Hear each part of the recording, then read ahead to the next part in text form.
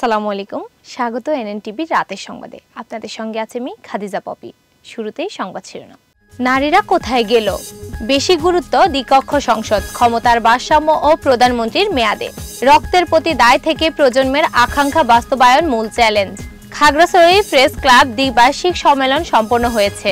একটা কমিটি দিয়েই সংবিধান সংস্কার নয়, সংসদের প্রতিনিধি লাগবে, মির্জা ফখরুল। সারা জাগানো ভিডিও চিত্র জুলাই অনির্বাণ, যা মিডিয়ার প্রচারের নির্দেশ। জামাত কখনো ভারত বিরোধী ছিল না, আমির। গ্রহণযোগ্য নির্বাচন উপহার না দিলে জনগণ কমিশনকে ক্ষমা করবে না, মুফতি ফয়জুল করিম। সম্পদের হিসাব জমা না দিলে যেসব শাস্তির মুখোমুখি হতে পারেন সরকারি চাকরিজীবীরা। জনদুর্ভোগ আগের মতোই রয়ে গেছে, রিজভী। এত মানুষ ডেঙ্গুতে আক্রান্ত হওয়ার কারণ জানালো গবেষণা। নিয়ামতপুরে বিএনপির নবনির্বাচিত সভাপতিকে যুব দলের শুভেচ্ছা বিনিময়। যন্ত্রমানব চালকদের পেছনে কারা? পশ্চিমাদের অনুসরণ হলে জুলাই আগস্টের শহীদদের রক্তের সাথে গাদ্দারি করা হবে। দ্রুত কমছে তাপ, পক্ষকাল পরে বড় শৈত্যপ্রবাহ। কুমারখালীতে ভূমিহীন আঞ্চলিক সম্মেলন সভা অনুষ্ঠিত। কোহলির ব্যাট কেনা যাবে 2,30,000 টাকায়। স্টার্ক হেজেল উড বো ভেঙে ভারতের লিড। চ্যাম্পিয়ন্স ট্রফির বিষয়ে জরুরি সভা ডেকেছে আইসিসি। 3 আইপিএলে বাংলাদেশের 13 ক্রিকেটার। এবারে শুনবেন বিস্তারিত। 24-এর গণ অভ্যুত্থানে নারীদের গুরুত্ব সত্ত্বেও তাদের ভূমিকার প্রতি যথাযথ সম্মান এবং স্বীকৃতি না থাকা। আলোচনা সভাটিতে অংশগ্রহণকারী নারীরা তুলে ধরেছেন যে আন্দোলনে নারীদের উপস্থিতি ছিল অপরিসীম, কিন্তু পরবর্তীতে তাদেরকে কর্নার করার চেষ্টা চলছে, যা মূলত বৈষম্যের প্রতিফলন। নাজিপা জান্নাতের মন্তব্য অনুযায়ী রাজনৈতিক দলের মধ্যে নারীদের অন্তর্ভুক্ত করার জন্য বিশেষ উদ্যোগ গ্রহণের অনুরোধ জানান। এছাড়া উমামা ফাতেমার বক্তব্যে নারীদের নেতৃত্ব দেওয়ার ভূমিকার গুরুত্বকে স্বীকৃতি দেওয়ার প্রয়োজনীয়তা তুলে ধরা হয়েছে। বিস্তারিত জানাচ্ছে সিথি জাকনান। অর্থী জুকরিফ শামিমা সুলতানা লাভুর মতে, চিকিৎসা সেবায় এবং সাংবাদিকতার ক্ষেত্রে নারীদের কাজের মূল্যায়ন করা হয়নি। বিদ্যালয়ের শিক্ষার্থী নিতু ও জান্নাতের মন্তব্যে স্পষ্ট হয় যে আন্দোলনের পর নারীদের মাইনাস করা হচ্ছে, যা পুরোপুরি অগ্রহণযোগ্য। সবশেষে আইনুন নাহারের বক্তব্যটি খুবই হৃদয়গ্রাহী, যেখানে তিনি তার মেয়ের শোক এবং গণ অভ্যুত্থানে নারীদের ভূমিকার স্বীকৃতি পাওয়া প্রয়োজন সম্পর্কে জানিয়েছেন। এই আলোচনা প্রমাণ করে যে নারীদের অবদান শুধুমাত্র আন্দোলনের অংশ নয়, বরং তারা একটি বৈষম্যহীন সমাজ গঠনের জন্য গুরুত্বপূর্ণ প্রভাব ফেলেছে। বাংলাদেশের রাজনৈতিক প্রেক্ষাপটে অধ্যাপক আলী রিয়াজের নেতৃত্বে গঠিত সংবিধান সংস্কার কমিশনে বিএনপির প্রস্তাবগুলো বেশ গুরুত্বপূর্ণ। বিএনপি তাদের 31 দফা রিফর্মে কেন্দ্রীয় বিষয়ের উপর গুরুত্বারোপ করেছে, যা রাষ্ট্রের বিভিন্ন গুরুত্বপূর্ণ প্রতিষ্ঠানে সংস্কারের জন্য সুস্পষ্ট নির্দেশনা প্রদান করে। বিএনপির প্রস্তাবে দ্বিকক্ষ বিশিষ্ট সংসদ, এক ব্যক্তি 2 মেয়াদের বেশি প্রধানমন্ত্রী হতে না পারা, প্রধানমন্ত্রী ও রাষ্ট্রপতির ক্ষমতার ভারসাম্য আনা, তত্ত্বাবধায়ক সরকারের পুনর্বহাল করার মতো কিছু মূল বিষয় অন্তর্ভুক্ত করা হয়েছে। এই সংস্কারগুলো বাংলাদেশের রাজনৈতিক কাঠামোতে একটি স্থিতিশীল পরিবেশ তৈরির লক্ষ্যে কাজ করবে বলে দলটির আশা। আলো রাখার পাশাপাশি আইন শৃঙ্খলা রক্ষা, নির্বাচন কমিশন, পুলিশ, জনপ্রশাসন, বিচার বিভাগ এবং দুর্নীতি দমন কমিশন সংস্কারের উপর বিশেষ গুরুত্ব দেওয়া হয়েছে।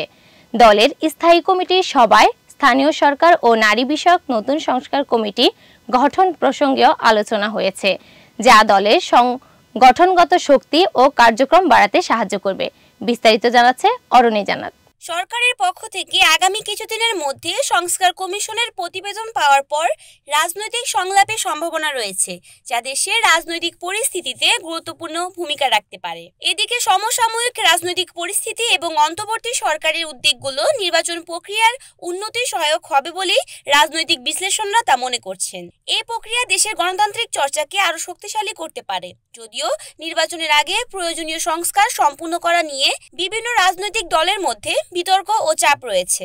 নবনিযুক্ত নির্বাচন কমিশন, যার মধ্যে প্রধান নির্বাচন কমিশনার, সিইসি ও 4 নির্বাচক মণ্ডলী অন্তর্ভুক্ত, আগামীকাল শপথ নিতে যাচ্ছে।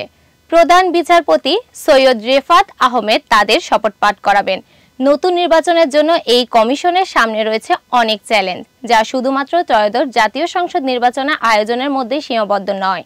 জুলাই আগস্টে হওয়া অভূতপূর্ব গণ অভ্যুত্থানে জড়া রক্তের প্রতি দায়বদ্ধ থাকা এবং নতুন প্রজন্মের আকাঙ্ক্ষার প্রতি মনোযোগ দেওয়ার বিষয়ে তাদের দায়িত্ব রয়েছে।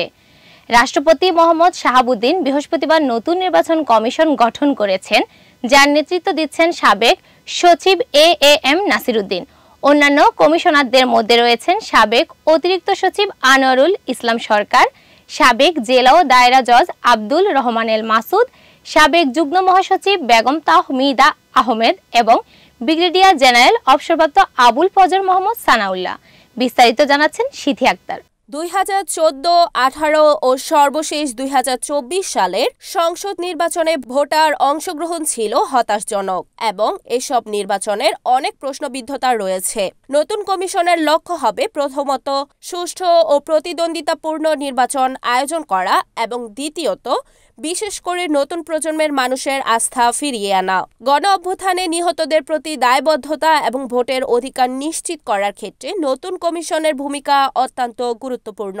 তারা চেষ্টা করবেন সকলের জন্য একটি গ্রহণযোগ্য নির্বাচনের আয়োজন করার, যাতে দেশের জনগণ তাদের ভোটের অধিকার প্রয়োগ করতে পারে। বিভিন্ন রাজনৈতিক দলের নেতারা এই নতুন কমিশনের সফলতা কামনা করে তাদেরকে এ বিষয়ে মনোযোগী হওয়ার আহ্বান জানিয়েছেন। সরকারের গত 5টি বছরের নির্বাচনী ইতিহাস বিবেচনা করে নতুন কমিশনকে জনগণের প্রত্যাশা পূরণের জন্য কাজ করতে হবে এবং সত্যি একটি মুক্ত ও সুষ্ঠু নির্বাচনের পরিবেশ প্রদান করতে হবে। খাগড়াছড়ি প্রেস ক্লাব দ্বিবার্ষিক সম্মেলন সম্পন্ন হয়েছে। 22 নভেম্বর শুক্রবার বিকেলে এ উপলক্ষে অফিসার্স ক্লাবের অডিটোরিয়ামে সাধারণ সভা অনুষ্ঠিত হয়। খাগড়াছড়ি প্রেস ক্লাবের সভাপতি তরুণ কুমার ভট্টাচার্য এর সভাপতিত্বে ও মোহাম্মদ নাজিম উদ্দিনের সঞ্চালিত সভায় বক্তব্য রাখেন জেলার 8 উপজেলা প্রেস ক্লাবের সভাপতিরা। পরে দৈনিক ইত্তেফাক এর খাগড়াছড়ি জেলার প্রতিনিধি তরুণ কুমার ভট্টাচার্যকে সভাপতি, বাংলা ভিশনের খাগড়াছড়ি জেলা প্রতিনিধি এইচ.এম. প্রফুল্লকে সাধারণ সম্পাদক ও দৈনিক খবরের কাগজের খাগড়াছড়ি জেলার প্রতিনিধি দিদালুর আরম রাজুকে সাংগঠনিক সম্পাদক করে সকলের মতামতের ভিত্তিতে আগামী 2 বছরের জন্য 25 সদস্য বিশিষ্ট কমিটি গঠন করা হয়। খাগড়াছড়ি প্রতিনিধি বিপ্লব তালুকদারের ভিডিও চিত্রে বিস্তারিত জানাচ্ছেন অরুণী।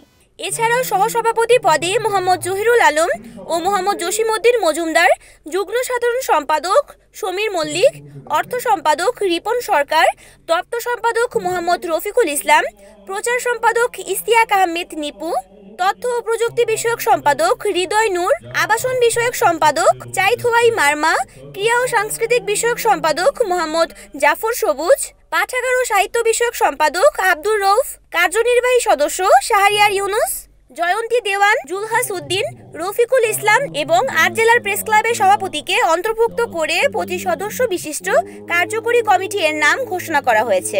সেই সাথে 16 সদস্য বিশিষ্ট সহযোগী সদস্য সহ মোট 41 সদস্য বিশিষ্ট সদস্যদের নাম ঘোষণা করে এবং 8 সদস্য অপেক্ষমান নবগঠিত কমিটির নাম ঘোষণা করা হয়েছে।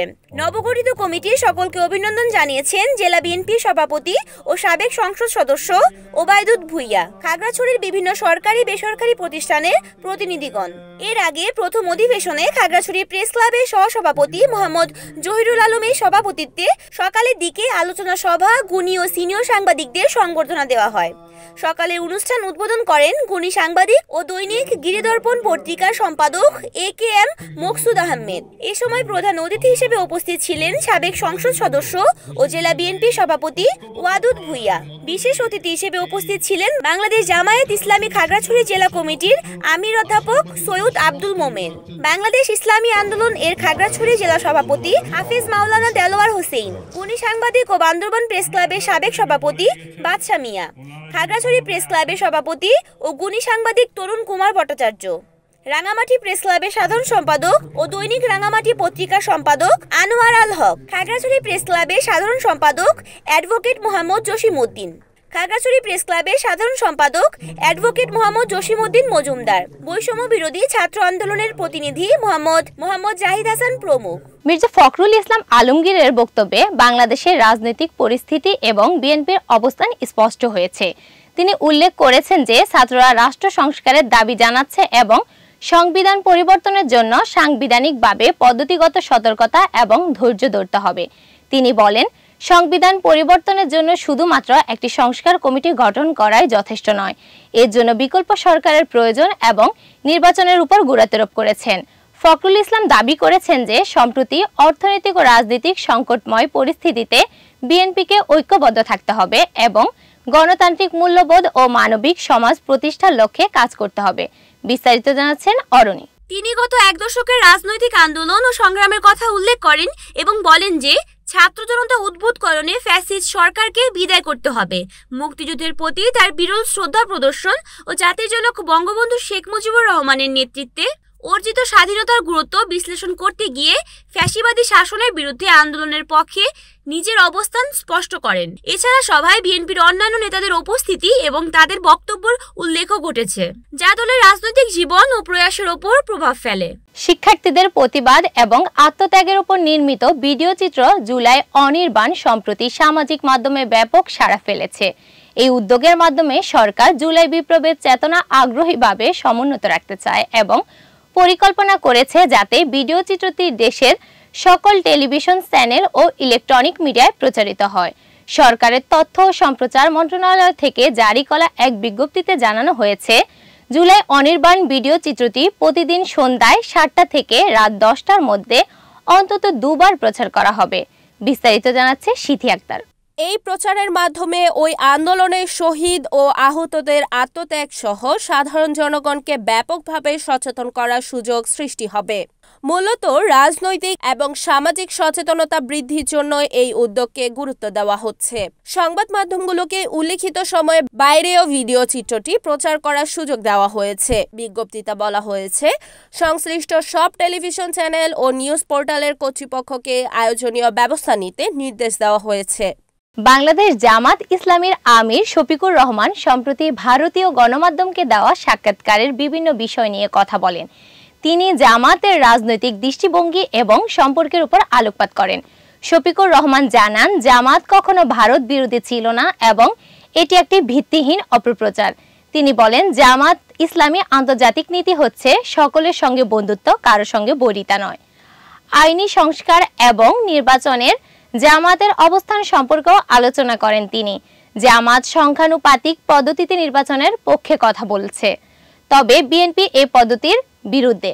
শফিকুর রহমান গত 15 বছরে জনগণের ভোটাধিকার সম্পর্কিত কথা উল্লেখ করেন এবং দাবি করেন যে অন্তর্বর্তী সরকারের মাধ্যমে সুষ্ঠু নির্বাচন হতে পারে।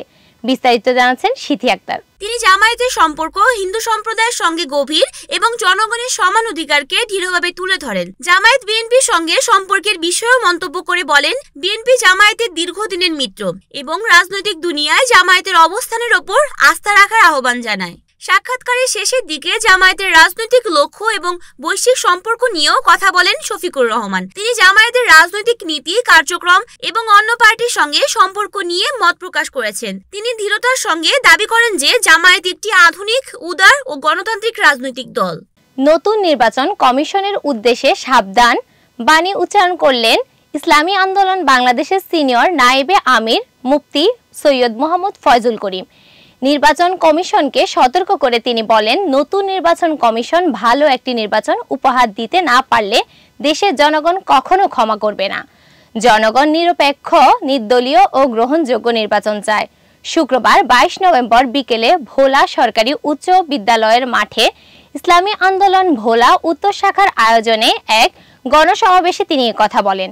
ভোলা প্রতিনিধি বিপ্লব তালুকদারের ভিডিও চিত্রে বিস্তারিত জানাচ্ছেন সিথি জান্নাত। নতুন নির্বাচন কমিশনের উদ্দেশ্যে সাবধান বাণী উচ্চারণ করলেন ইসলামী আন্দোলন বাংলাদেশের সিনিয়র নায়েবে আমির মুফতি সৈয়দ মোহাম্মদ ফয়জুল করিম। নির্বাচন কমিশনকে সতর্ক করে তিনি বলেন, নতুন নির্বাচন কমিশন ভালো একটি নির্বাচন উপহার দিতে না পারলে দেশের জনগণ কখনো ক্ষমা করবেন না। জনগণ নিরপেক্ষ, নির্দলীয় ও গ্রহণযোগ্য নির্বাচন চায়। শুক্রবার 22 নভেম্বর বিকালে ভোলা সরকারি উচ্চ বিদ্যালয়ের মাঠে ইসলামী আন্দোলন ভোলা উত্তর শাখার আয়োজনে এক গণসমাবেশে তিনি একথা বলেন। ফয়জুল করিম আরও বলেন, নতুন নির্বাচন কমিশন হয়েছে, বিগত নির্বাচন কমিশন থেকে আপনাদের শিক্ষা নিতে হবে। আপনারা যদি ভুল করেন তবে অতীতের কমিশনের মতো কলঙ্কিত হবেন। মুফতি ফয়জুল করিম বলেন, বাংলাদেশ জনগণ নির্দলীয় গ্রহণযোগ্য এক নির্বাচন চায়, যে নির্বাচনে মানুষ তার ভোটাধিকার প্রয়োগ করতে পারবেন। যাকে পছন্দ তাকে যেন মানুষ নির্বিঘ্নে ভোট দিতে পারেন সেজন্য ব্যবস্থা নিতে হবে। ভোলার বাসাবাড়িতে গ্যাস সংযোগ ও ভোলা বরিশাল ব্রিজ নির্মাণ প্রসঙ্গে মোহাম্মদ ফয়জুল করিম বলেন, ভোলার গ্যাসের ওপর এই জেলার জনগণের অধিকার বেশি। এজন্য আমি বলবো ভোলার মানুষ যেন এই গ্যাস ব্যবহার করতে পারেন সেজন্য ব্যবস্থা নিতে হবে। এছাড়া ভোলা বরিশাল ব্রিজ নির্মাণের জন্য অন্তর্বর্তীকালীন সরকারকে দ্রুত ব্যবস্থা নেওয়ার আহ্বান জানান তিনি। ব্যক্তির পরিবর্তন হয়েছে, জুলুমের কোনো পরিবর্তন হয়নি। আমি বলবো যারা নতুন নির্বাচন কমিশন হয়েছেন, বিগত নির্বাচন কমিশন থেকে আপনাদের শিক্ষা গ্রহণ করতে হবে। যদি আপনি ভালো এক নির্বাচন উপহার দিতে না পারেন, তাহলে বাংলাদেশের জনগণ আপনাকে কোনো অবস্থাতেই ক্ষমা করবে না। বাংলাদেশের জনগণ নিরপেক্ষ, নির্দলীয়, গ্রহণযোগ্য এক নির্বাচন চায়, যে নির্বাচনে প্রত্যেকটা মানুষ তাদের ভোট অধিকার প্রয়োগ করতে পারবে। যাকে পছন্দ করবে, যে ব্যক্তিকে পছন্দ করবে, সেই ব্যক্তিকে যেন নির্বিঘ্নে ভোট দিতে পারে, সেই ব্যবস্থা নির্বাচন কমিশনকে অবশ্যই করতে হবে। সরকারি চাকরিজীবীদের জন্য সম্পদের হিসাব বিবরণী দাখিলের নির্দেশনা বাস্তবায়নের উদ্দেশ্যে সরকারের যে পদক্ষেপ নেওয়া হয়েছে তা দেশের প্রশাসনিক স্বচ্ছতা, জবাবদিহিতা এবং দুর্নীতি প্রতিরোধে একটি গুরুত্বপূর্ণ পদক্ষেপ। এখানে উল্লেখযোগ্য কিছু বিধান ও প্রক্রিয়া: সরকারি চাকরিজীবীদের প্রতি অর্থ বছরের জন্য 31 ডিসেম্বরের মধ্যে এবং 2023-2024 অর্থ বছরের ক্ষেত্রে 30 নভেম্বরের মধ্যে সম্পদ বিবরণী দাখিল করতে হবে। বিস্তারিত জানছেন সিথি আক্তার। কর্তৃপক্ষের কাছে দাখিল। নবম গ্রেড বা তদূর্ধ্ব ক্যাডার কর্মকর্তাদের জন্য সংশ্লিষ্ট প্রশাসনিক মন্ত্রণালয়ের সচিবের কাছে, 10ম থেকে 20তম গ্রেডের কর্মকর্তা কর্মচারীদের জন্য তাদের নিয়োগকারী কর্তৃপক্ষের কাছে জমা প্রদান প্রক্রিয়া। নির্ধারিত ছকে সম্পদ বিবরণী পূরণ করে তা সিলগালা খামে জমা দিতে হবে। শাস্তিমূলক ব্যবস্থা: নির্ধারিত সময়ের মধ্যে এ তথ্য জমা না দিলে, ভুল তথ্য প্রদান করলেই কিংবা তথ্য গোপন করার ফলে শাস্তিমূলক ব্যবস্থা নেওয়া হবে। শাস্তির মধ্যে লঘুদণ্ড এবং গুরুদণ্ড উভয়ই অন্তর্ভুক্ত। গোপনীয়তা সংরক্ষণ: সম্পদ বিবরণীর তথ্য আদালতের আদেশ ছাড়া প্রকাশ করা যাবে না এবং এটি অত্যন্ত গোপনীয় দলিল হিসাবে বিবেচনা করা হবে। এই পদক্ষেপগুলো সরকারি চাকরিজীবীদের মধ্যে স্বচ্ছতা ও জবাবদিহি সংস্কৃতি গড়ে তুলতে সাহায্য করবে এবং বৈষম্য ও দুর্নীতি কমাতে কার্যকরী ভূমিকা রাখবে। সরকারের প্রচেষ্টা সঠিকভাবে বাস্তবায়িত হলে দেশের প্রশাসনিক সংস্কারের নতুন মাত্রা যোগ হতে পারে। বিএনপির জ্যেষ্ঠ যুগ্ম মহাসচিব রুহুল কবির রিজভী সরকারের বিরুদ্ধে নিত্য প্রয়োজনীয় দ্রব্যমূল্যের ঊর্ধ্বগতির প্রতি লক্ষ্য রেখে সমালোচনা করেছেন। দাবি করেছেন যে সাধারণ মানুষদের দুর্ভোগ অব্যাহত রয়েছে। রাজধানীতে সাম্প্রতিক এক সমাবেশে তিনি বলেন, মানুষের জীবনযাত্রার ব্যয় বেড়ে যাওয়ার কারণে অন্তর্বর্তীকালীন সরকারের প্রতি মানুষের আস্থা কমে যাচ্ছে। তিনি উল্লেখ করেন, আলুর দাম 70 টাকা থেকে 75 টাকার মধ্যে থাকার পরেও কেন সরকারের তেমন কোনো পদক্ষেপ নেওয়া হচ্ছে না। রিজভী বলেন, বাজার সিন্ডিকেটের বিরুদ্ধে কার্যকর ব্যবস্থা করতে সরকার ব্যর্থ হয়েছে এবং মৌলিক জিনিস যেমন ডিম ও সয়াবিন তেলের দাম বৃদ্ধি পাচ্ছে। বিস্তারিত জানছেন অরণি জান্নাত। তিনি বিশেষভাবে উল্লেখ করেন, নিম্ন আয়ের মানুষের অবস্থান উন্নতি হচ্ছে না, যার ফলে তাদের মধ্যে অসন্তোষ তৈরি হচ্ছে। সামাজিক ইস্যুগুলোর প্রতি সরকারের উদাসীনতা নিয়ে তার উদ্বেগ প্রকাশ করে রিজভী বলেন, গণতান্ত্রিক চেতনা ও জনগণের কল্যাণে কাজ করার জন্য সরকারকে আরও কার্যকরী হতে হবে। তিনি সরকারের উপদেষ্টাদেরও সমালোচনা করেন, দাবি করে যে তাদের মানসিকতা ও কার্যক্রম জনগণের সঙ্গে সংযুক্ত হতে হবে। সমাবেশে রিজভী নিহতদের পরিবারের পাশাপাশি আহত ও পঙ্গুদের দায়িত্ব গ্রহণের জন্য সরকারের প্রতি আহ্বান জানান। ডেঙ্গু ভাইরাস একটি গুরুতর স্বাস্থ্য সমস্যা হয়ে দাঁড়িয়েছে, বিশেষ করে বাংলাদেশে এবং এশিয়ার অন্যান্য দেশগুলোতে। চলতি বছর ডেঙ্গুতে আক্রান্ত হয়ে 4 শতাধিক মানুষের মৃত্যু এবং 80,000 মানুষ আক্রান্ত হওয়ার পরিসংখ্যানের বিষয়টিকে আরও গুরুতর করে তোলে। গত বছর ডেঙ্গুতে মৃত্যুর সংখ্যা ছিল 1705 জন, যা এবছরের সর্বাধিক। এর প্রভাব বোঝা যায় গত কয়েক বছরের পরিসংখ্যানের মাধ্যমে, যেখানে আক্রান্ত ও মৃত্যুর সংখ্যা ক্রমাগত বৃদ্ধি পাচ্ছে। গবেষণায় উল্লেখ করা হয়েছে যে জলবায়ু পরিবর্তন ডেঙ্গুর বিস্তারের অন্যতম কারণ। বর্ষাকালে শুষ্ক এবং ভারী বৃষ্টির পার্থক্য তৈরি হওয়ায় জমে থাকা জল ডেঙ্গুবাহী মশার প্রজনন ক্ষেত্র তৈরি করেছে। বর্তমান বর্ষা মৌসুমের সময়ে পরিবর্তন ও এ প্রকট আকার ডেঙ্গুর বৃদ্ধির লক্ষণ। বিস্তারিত জানছেন সিথি আক্তার। বাজে ড্রেনেজ সিস্টেম এবং শহরের এলাকায় পানি জমা হওয়ায় অবস্থা আরও খারাপ করছে, ফলে বছরের পুরো সময় ধরে ডেঙ্গু সংক্রমণের ঝুঁকি বেড়েছে। ডেঙ্গু জ্বরের নির্দিষ্ট কোনো চিকিৎসা নেই, তাই আক্রান্ত হওয়া থেকে বাঁচার সবচেয়ে ভালো উপায় হলো প্রতিরোধমূলক ব্যবস্থা গ্রহণ করা। এর মধ্যে রয়েছে পানি জমে থাকা স্থান দূর করা, নিয়মিত মশারির ব্যবহার করা এবং স্বাস্থ্য সচেতনতা বৃদ্ধি। বিশ্ব স্বাস্থ্য সংস্থার তথ্য অনুযায়ী ডেঙ্গু সংক্রমণের ঝুঁকিতে বিশ্বের অর্ধেক জনসংখ্যা রয়েছে, যা একটি গ্লোবাল হেলথ ক্রাইসিস হওয়ার সম্ভাবনাও নির্দেশ করছে। সমস্ত দেশের সরকার, স্বাস্থ্য ব্যবস্থা এবং সাধারণ মানুষকে এই বিষয়ে সচেতন থাকা এবং প্রতিরোধমূলক পদক্ষেপ গ্রহণ করা প্রয়োজন।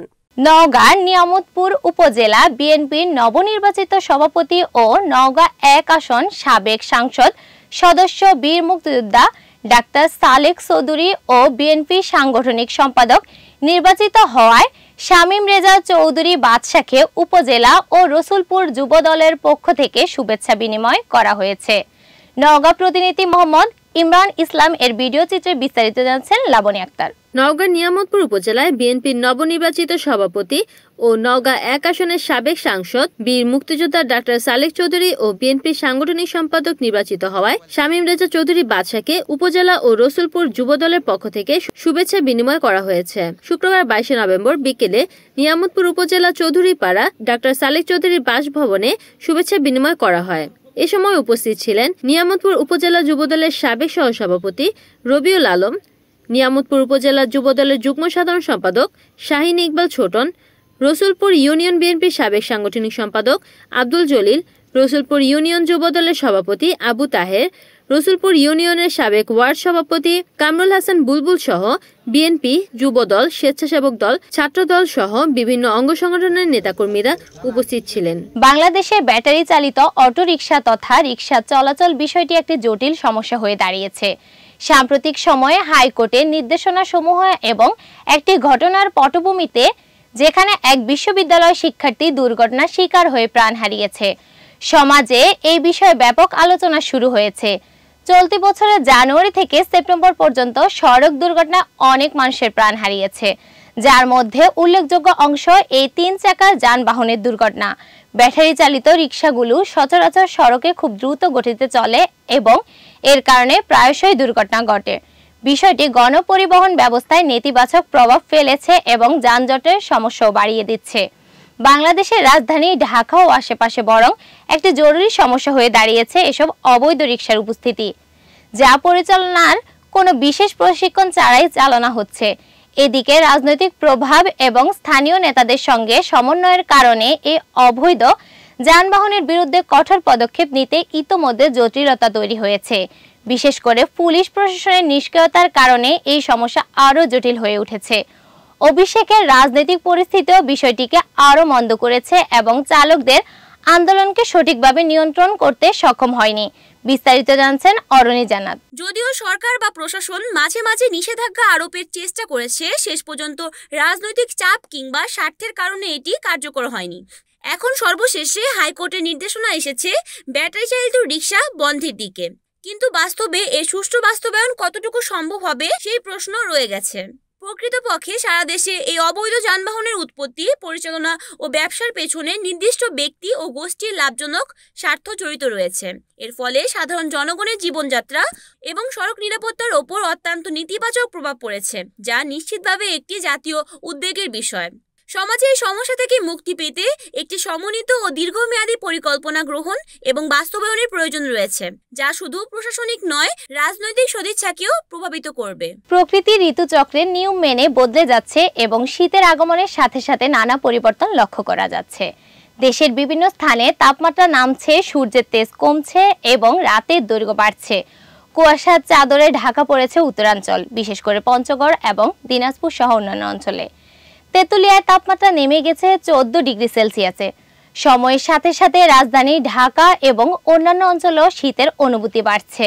আবহাওয়া বিশ্লেষকরা জানায়, বঙ্গোপসাগরে একটি লঘুচাপ সৃষ্টি হয়েছে, যা আগামী সপ্তাহে ঘূর্ণিঝড়ে রূপ নিতে পারে।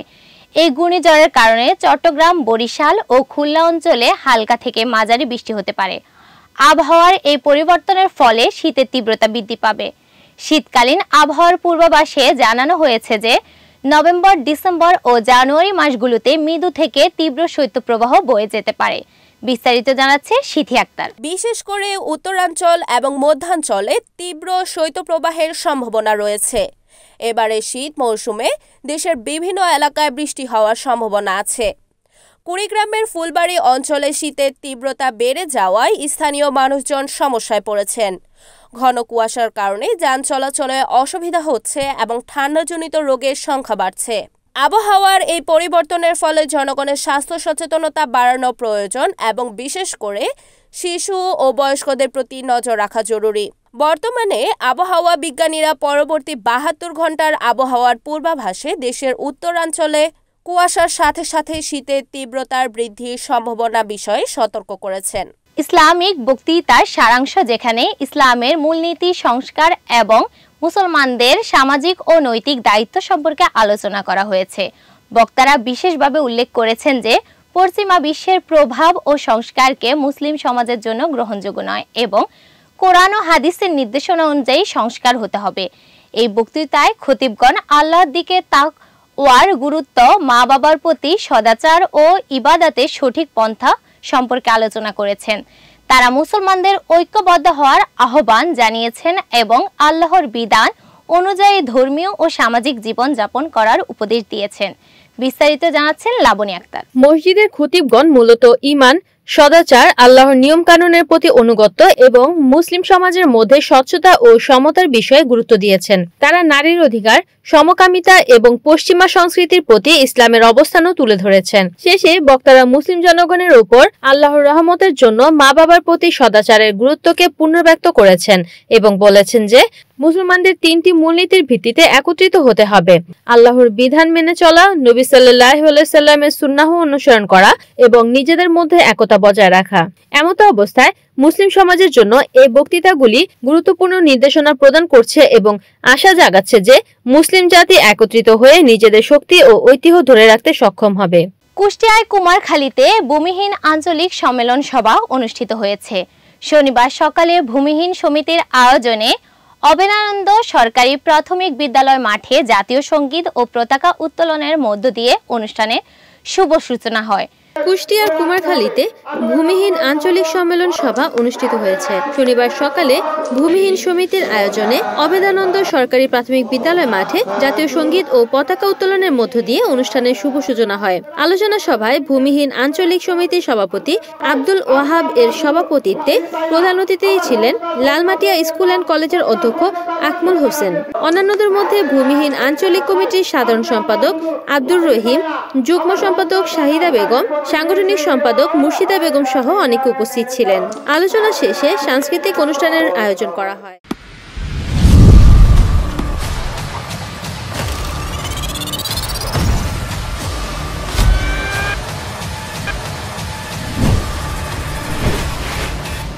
এবারে খেলা সংবাদ।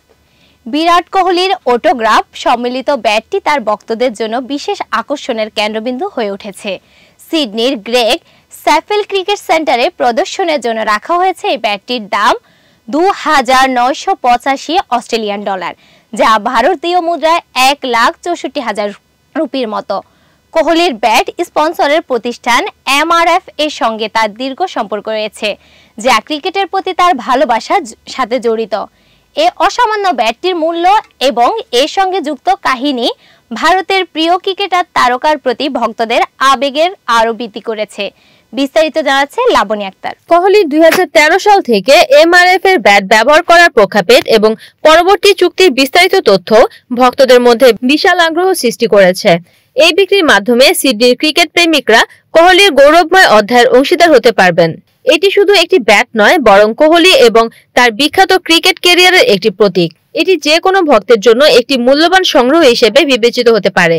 কোহলির প্রতি প্রেম এবং শ্রদ্ধা প্রকাশের এটি একটি সুযোগ, কিন্তু এর জন্য যেভাবে খরচ করতে হচ্ছে তা অবশ্যই অনেকের কাছে একটি বড় সিদ্ধান্ত। আইসিসি চ্যাম্পিয়ন্স ট্রফির আয়োজনে চলমান জটিলতা এখন ক্রিকেট বিশ্বে এক গুরুত্বপূর্ণ আলোচনার বিষয় হয়ে দাঁড়িয়েছে। ভারতের সরকার যদি পাকিস্তানে যাওয়ার অনুমতি না দেয়, তা হবে টুর্নামেন্টের জন্য একটি বড় বাধা হয়ে উঠবে। আইসিসি যেই এই পরিস্থিতি সমাধান করার চেষ্টা চলছে, তারা বিভিন্ন অপশনের দিকে নজর দিচ্ছে। হাইব্রিড মডেল গ্রহণ করে ভারতের ম্যাচগুলি পাকিস্তানের বাইরে অনুষ্ঠিত হতে পারে, যা ভারতীয় দলের জন্য সুবিধাজনক হবে।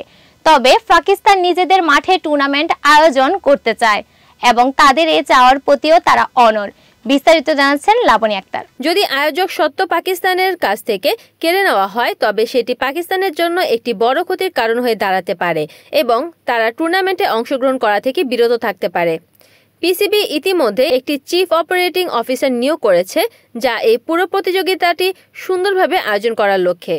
তবে আইসিসি যদি শেষ পর্যন্ত হাইব্রিড মডেলের সিদ্ধান্ত নেয় তবে কিভাবে প্রতিযোগিতাটি সুষ্ঠুভাবে সম্পন্ন হবে সেটাই এখন দেখার বিষয়। আশা করা যায় যে মঙ্গলবারের বৈঠকে সকল পক্ষের মধ্যে একটি সমঝোতায় আসা সম্ভব হবে, যার ফলে চ্যাম্পিয়ন্স ট্রফির আয়োজন সফলভাবে সম্ভব হবে এবং ক্রিকেট ভক্তদের জন্য একটি চিত্তাকর্ষক প্রতিযোগিতা উপহার দিতে সক্ষম হবে।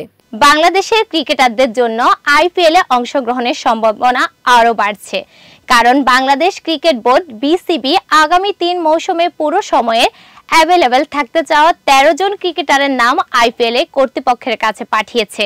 এই নামের মধ্যে বিশ্ববিখ্যাত খেলোয়াড় সাকিব আল হাসান এবং মুস্তাফিজুর রহমানের পাশাপাশি তরুণ তারকা তাসকির আহমেদ, লিটন কুমার দাস, শেখ মেহেদি হাসান এবং শহীদুল ইসলামের মতো ক্রিকেটাররাও অন্তর্ভুক্ত রয়েছেন। বিস্তারিত জানাচ্ছেন লাবণী আক্তার। এই সিদ্ধান্তের মাধ্যমে বিশেষ করে ভারতের বোর্ড অন্যান্য দেশের বোর্ডের কাছ থেকে নিশ্চিত করেছে যে একাধিক বিদেশি ক্রিকেটারদের সংযুক্তি নিশ্চিত করা যাবে। বাংলাদেশের ক্রিকেটারদের জন্য এটি একটি সুখবর, কারণ অতীতে তারা আইপিএলে অংশগ্রহণের ক্ষেত্রে কিছুটা অনিশ্চয়তার সম্মুখীন হয়েছিল। এখন অপেক্ষা ওই ক্রিকেটারদের কেমন পারফরমেন্স দেখায় এবং তারা কিভাবে তাদের ফ্র্যাঞ্চাইজিতে জায়গা করে নিতে পারে। এছাড়া আইপিএল এর ভবিষ্যৎ সময়সূচিও নির্ধারিত হয়েছে, যা আগামী 3 বছরের জন্য বিভিন্ন দেশের ক্রিকেটারদের পাওয়া যাবে। এই প্রক্রিয়ার ফলে আইপিএল এর জনপ্রিয়তা এবং প্রতিযোগিতামূলকতা আরও বৃদ্ধি পাবে। এই ছিল রাতের সংবাদে। এতক্ষণ সঙ্গে থাকার জন্য ধন্যবাদ।